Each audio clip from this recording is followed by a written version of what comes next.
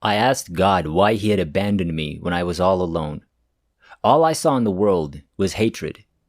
I didn't want to be a part of the deplorable human race any longer. God, you don't love me anymore, I'd yell. Why do you despise me? Crying uncontrollably, I overdosed on Zoloft.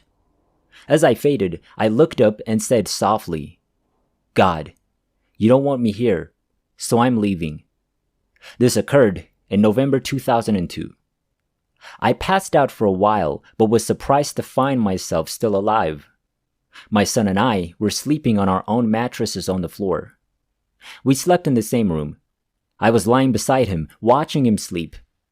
I prayed for his father to come get him so he could have a nice place to live. I'd lost everything and could barely feed myself. I saw myself as a failure. My head began to hurt while my son slept. The pain behind my left ear felt like it was being slashed. My neck felt as if it were on fire. I was unable to move. I was rendered immobile. That's all. My eyes moved. I was in the fetal position, lying on my left side. The sensation of large clamps clamping down my body made me feel heavy. My brain felt as if it were being operated on.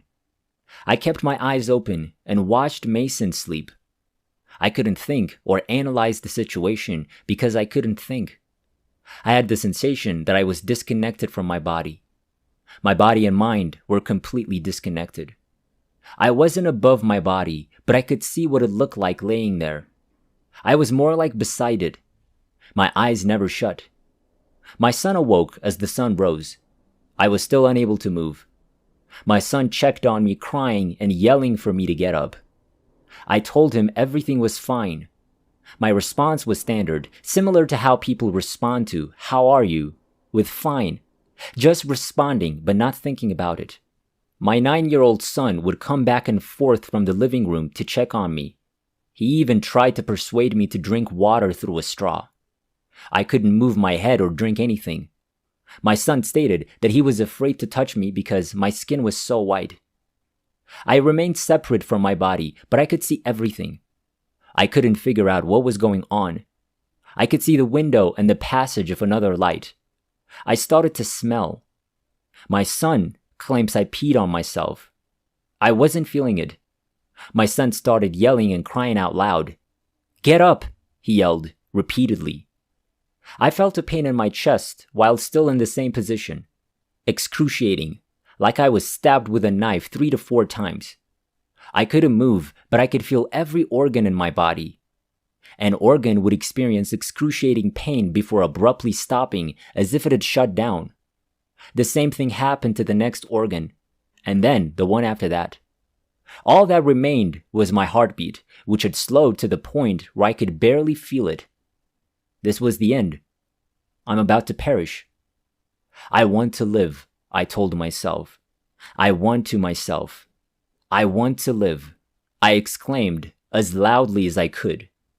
A pale vision appeared in front of my eyes, a being that resembled Jesus and a being that was identical to him. When I looked at one, the other faded away, and when I looked at the other, the first faded away.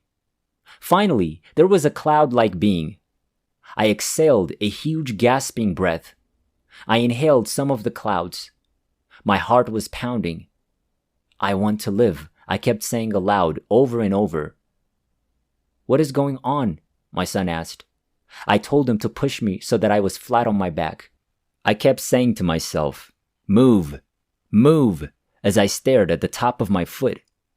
It was a long time before I could even move my toes. I asked my son to go into the living room and promised to return. I told God how sorry I was for trying to commit suicide. I thanked him for the opportunity and promised not to blow it. Because I should have gone to hell, God's grace provided me with this opportunity. I couldn't see anything because there was no light. I felt hell while I was dying. It was a void for me, a dreadful void, an indescribable sense of loneliness, ugliness, and horror. It was as if I had one leg in hell and one leg in heaven. My hopelessness gave me a taste of hell, but Jesus came to my rescue at the last moment. I told God that he was in charge and that he was greater than evil. I told him I would stay on this earth and be a good mother because I was no longer afraid of evil. God's grace enabled me to crawl to the living room. Because we didn't have a phone, my son went next door and dialed 911. I was in the emergency room for 3 days. They admitted me to a mental hospital because it was a suicide attempt. I didn't mind because I was still alive. My life has changed dramatically. My son's life as well. I'm thankful for everything, every minute. You're free to ask me anything. I'd love to share my story with researchers or anyone else for that matter. I am very proud of it. It is both the worst and best experience I've ever had. Thank you for conducting this research. Story number 2. There are 3 accounts. During my battle with tachycardia, I had 3 distinct experiences. I was in graduate school at the time, and I had just completed all of my work for the summer class. My heart stopped beating around 4 a.m. on a Friday. Saturday morning, I awoke briefly at 2 a.m., then again at 7 a.m. When I first awoke, I assumed that someone must be very sick because mom, sister, and brother were all there. My initial thoughts were of confusion because I had no idea what had happened. As my mind began to return, I felt tremendous fear because I knew I had been somewhere and that if I didn't want to end up in Ward C, I had better keep my mouth shut. The first was an experience in which I landed or appeared on a cloud-like substance similar to a street, but you couldn't feel it when you walked on it. I was standing alone, but there were people milling about further away. They were in this massive gymnasium-like structure that felt enclosed and appeared to have a roof, though I couldn't see it. Yet it seemed to go on forever. Open air, bright white and clean, with nothing particularly spectacular in sight. 3 elderly men, possibly in their 60s, wise wrinkled but not feeble, were standing nearby, and one of them approached me and asked, "Can I help you?" I was completely perplexed. I'm not sure where I am, what I'm supposed to be doing, or where I'm supposed to go, I explained. He returned to the huddle with the other 2. We don't think you're supposed to be here yet, said the same man. Okay, I said, and that was the end of it.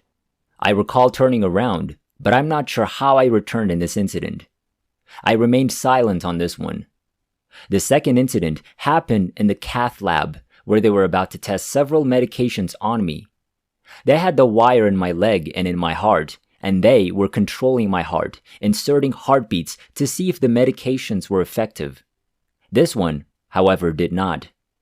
It was 10 times brighter than the sun, but it didn't hurt my eyes at all. I remember the warning to never look directly into the sun, and the thought crossed my mind, but I continued to stare. While it was darker around the light, it didn't seem like the traditional tunnel. This bath enveloped me. It felt like a bath, or maybe warm jello, except I didn't get wet. The bath was filled with unconditional love, acceptance, and forgiveness. I just didn't want to leave. It was superb. Take the best steak, the best lobster, the most spectacular view, and the best booze to describe it.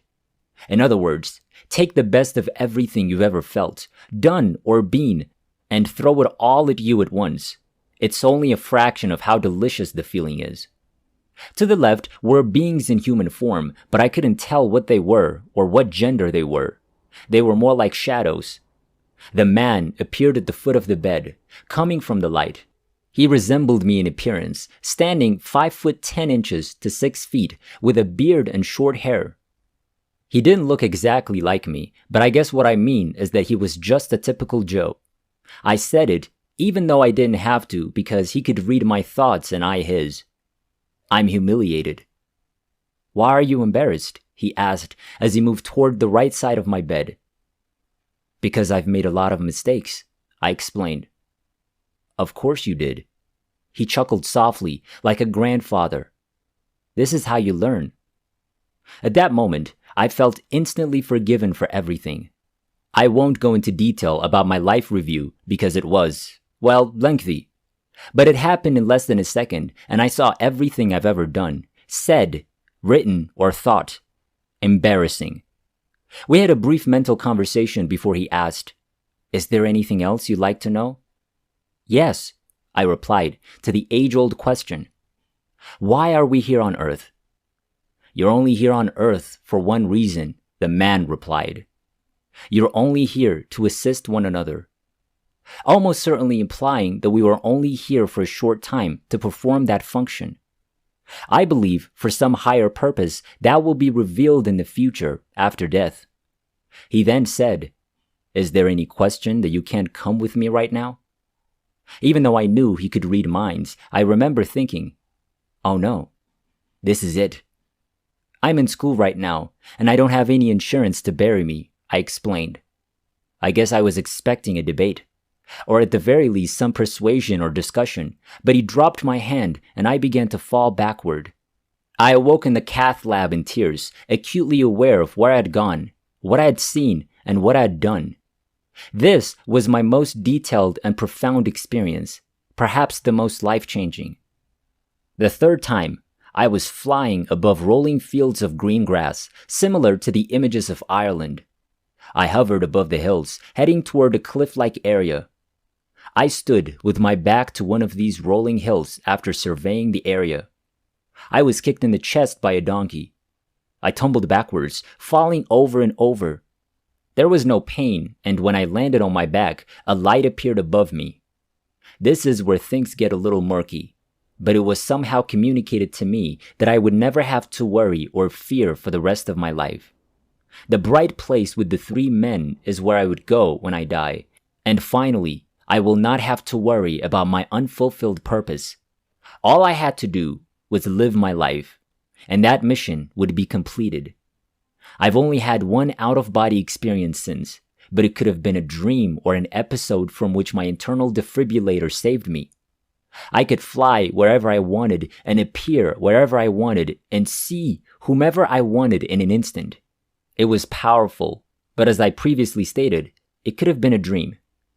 I fulfilled the command to help one another by transitioning from accountant to teacher. I am now a professor and assist a large number of students in becoming accountants.